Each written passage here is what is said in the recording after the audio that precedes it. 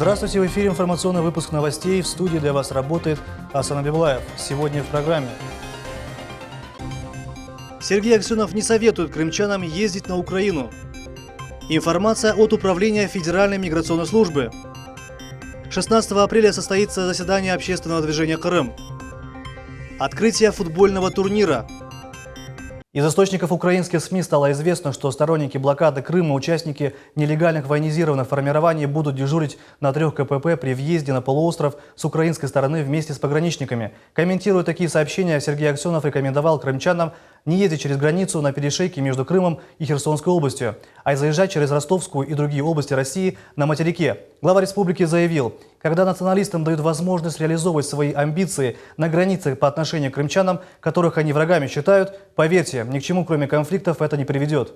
Управление Федеральной миграционной службы сообщает информацию, которая касается граждан Узбекистана, проживающих в Крыму. В республике теперь действуют только биометрические паспорта. Согласно законодательству Республики Узбекистан, паспорт гражданина Республики Узбекистан не биометрического образца сохранял силу проездного документа для лиц, выехавших по нему за пределы Республики Узбекистан только до 1 июля 2014 года. Такие паспорта были действительны до 31 декабря 2015 года. С этими документами пока можно выехать за пределы Российской Федерации, но въехать обратно не получится. 1 января 2016 года Федеральная миграционная служба России заявление о выдаче разрешения на временное проживание, выдаче или переоформлении патента от граждан Республики Узбекистан, имеющие не биометрические паспорта, не принимает.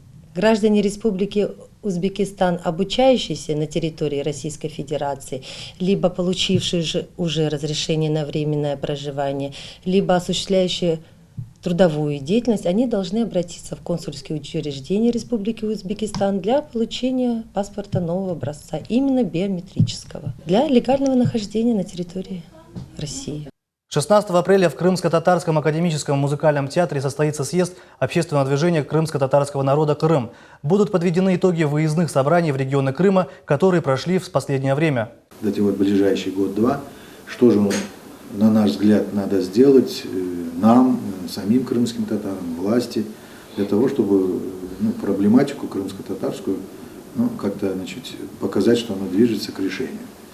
Ну и второе, все-таки мы пришли к тому, чтобы утвердить именно на своем съезде направление деятельности общественного движения крымско-татарского народа. Предстоят выборы в Государственную Думу, и это такой считается очень важный момент, период в жизни любого субъекта. И мы хотели бы тоже на эту тему переговорить. И у нас есть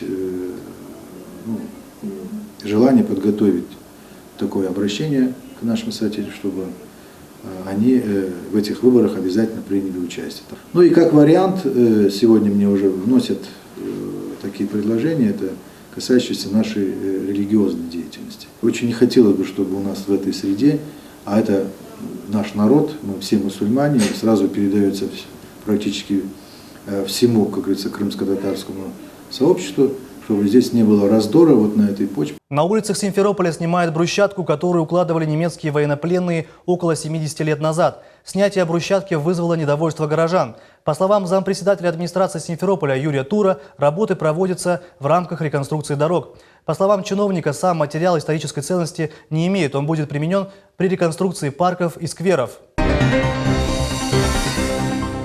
2 апреля 2016 года на территории полуострова пройдет Всекрымский субботник. В ходе его проведения будут выполнены работы по ликвидации стихийных свалок, очистке зеленых зон от мусора, обрезки и высадки деревьев и кустарников. Предприятием будет проведена уборка собственных прилегающих территорий. Администрация Симферополя приглашает горожан принять участие в экологическом мероприятии по благоустройству города. Обращаюсь ко всем гражданам, учреждениям, организациям по проведению субботника Всекрымского на территории городского округа Симферополя. Самое главное – это весна, навести порядок, подготовиться к праздничным мероприятиям, которые у нас близятся. В Центре крымско-татарского детского чтения «Чохрачех», созданном при Республиканской крымско-татарской библиотеке имени Гаспринского, прошел необычный театрализованный урок. Детям показали кукольный мини-спектакль «Почему петух и курочка живут в одном курятнике». Подробнее в сюжете Султании Мамбетовой. Ellerimizne dostlarım biz koterik, birligimizne herkesge biz kosterik. Ученица первого класса Ниаль Юнусова активно посещает детский центр Чохрачых с первых дней его существования. Ниаль охотно выступает на концертах, поет песни и рассказывает стихотворения. Мне очень нравится здесь. Мы учим татарский язык. Нам дают какие-то задания. Еще на Новый год нам дали игрушки. 7-летней Ильмаз Гафаровой очень нравится, что занятия проходят на родном языке. Мы смотрим театры, там мультики, крымско-татарские сказки. Мне здесь больше нравится, чем в школе.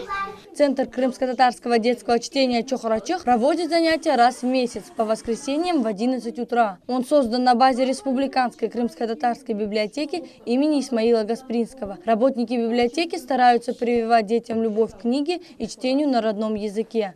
Сегодня мы показали детям сказочку, как мини-кукольный спектакль. Создается очень много книг на родном языке специально для детей, много прекрасных авторов. Мы хотим, чтобы наши дети это знали, чтобы помимо книг, которые дают им в программе, они еще получали какое-то внеклассное развитие, и чтобы это было на родном крымско-татарском языке. Родители с удовольствием приводят малышей на занятия в Центр крымско-татарского детского чтения. Хазым очень с удовольствием ходит, ей очень нравится здесь, мне очень интересно, и мой ребенок очень интересуется крымско-татарским, хотя она еще хорошо не разговаривает, но очень хочет научиться. Благодарность, прежде всего, конечно, наверное, директору за то, что вот все организовывает. Потом я хотела еще отдельную благодарность Гафарова Севиле, ну и всему коллективу. По словам Севиле Гафаровой, скоро дети и сами будут участвовать в спектаклях и постановках. Султания Мамбетова, Умер Мустафаев, телеканал «Миллет». Ветерану войны, участнику крымско-татарского национального движения из Старого Крыма Джемилю Халилову исполнилось 90 лет. Поздравить уважаемого юбиляра пришли родственники и друзья. В этот день именинник получил поздравительное письмо и от президента Российской Федерации Владимира Путина. На юбилее побывала и наш корреспондент Мавелия Юб.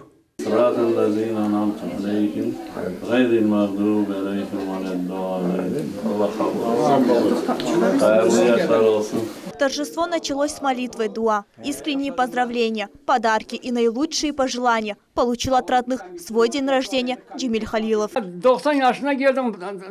90, но такое ощущение, что я только родился. Я даже не понял, как прошли эти года. Несмотря на то, что Джемиль Картбаба прошел всю войну, пережил депортацию, встретил много трудностей, он не утратил бодрости и оптимизма. Мы очень любим нашего отца, он пережил очень много в этой жизни, и лагеря, и войну прошел, и японскую войну, и отечественную войну, но духом он не упал. Я очень рад, что сегодня отцу исполнилось 90 лет. Для нас это большое счастье. Я желаю всем и нашему народу, чтобы Всевышний подарил такую долгую жизнь. Председатель религиозной общины Старого Крыма Расим Садриддинов пожелал имениннику крепкого здоровья и вручил подарки.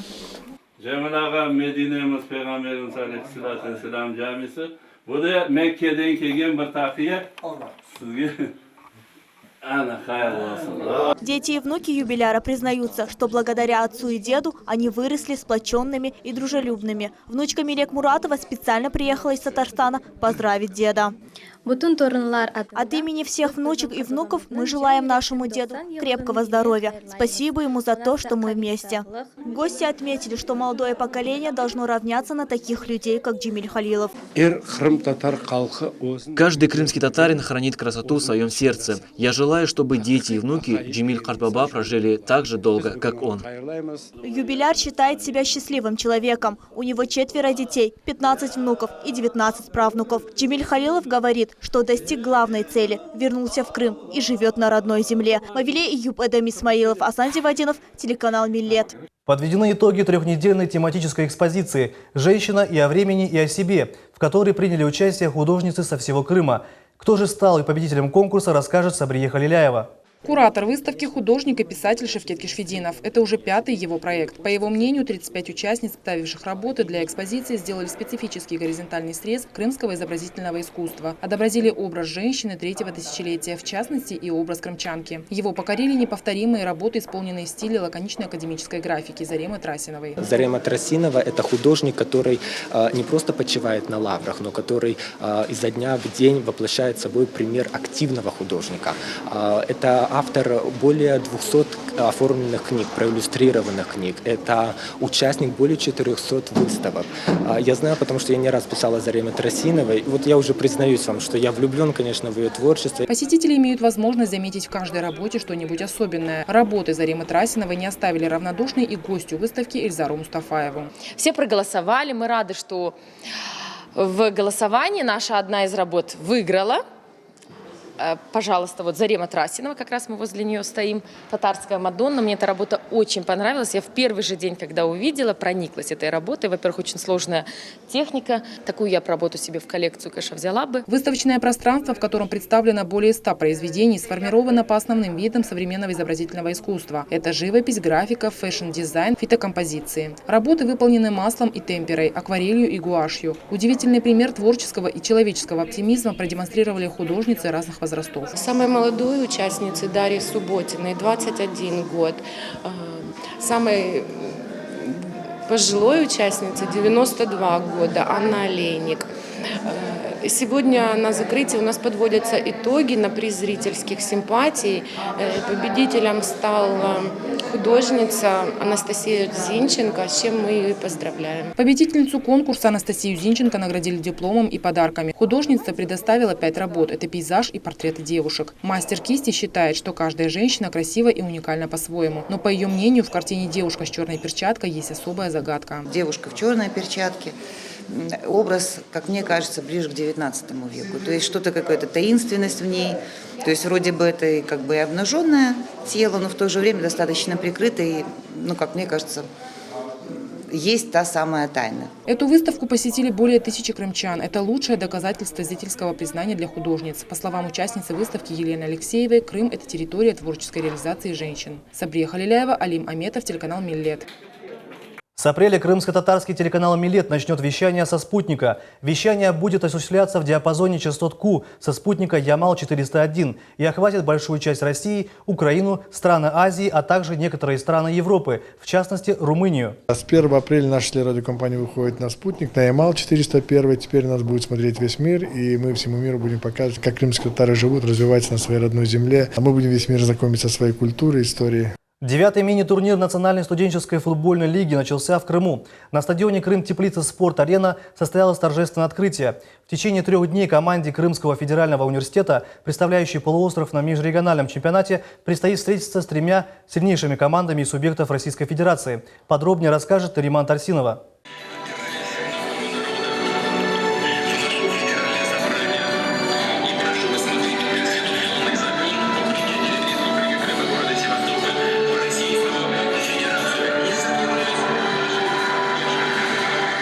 Лучшие танцевальные коллективы, ходулисты, живые скульптуры – все это было представлено на торжественном открытии турнира. Не оставила равнодушным болельщиков и команда черлитеров. К открытию организаторы готовились тщательно. Была продумана каждая деталь. Нам нужно объединять нашу крымскую молодежь, объединять ее вокруг спорта, объединять ее вокруг идеи здорового образа жизни. А футбол, мне кажется, очень как раз этому способствует. Наши студенты смогут проявить себя в ходе этого турнира. Надеюсь, с самой лучшей стороны. В Национальной студенческой футбольной лиге выступают 16 команд высших учебных заведений из 13 городов России. Чемпионат проводится на протяжении всего учебного года. Он состоит из 15 туров, то есть у каждой команды есть возможность встретиться со всеми соперниками. Идея развития студенческого футбола поддерживается президентом России Владимиром Путиным. Для Крыма это знаково. Происходит вот такая вот интеграция уже через спорт. И футбол, крымский футбол принят вот в нашу общенациональную семью футбольную. Для нас это большой пример вот такого патриотического воспитания, потому что разные команды сойдутся на поле футбольном. Подобный турнир в Крыму проводится впервые, пока сборная КФУ не показала значительных результатов. В предыдущих матчах крымские футболисты сыграли со счетом 0-0 со ставропольской командой и 1-1 с командой из Казани. Однако наши футболисты настроены побеждать. Это большая честь, очень приятно представлять весь полуостров, тем более после присоединения Крыма к России. Мы единственная команда, которая участвует в чемпионате России. Мы никого не боимся, всех уважаем, но будем играть только на победу. После грандиозного открытия начался первый матч. Футболисты Крымского федерального университета и Московского физико-технического института уже на поле. Свисток арбитра.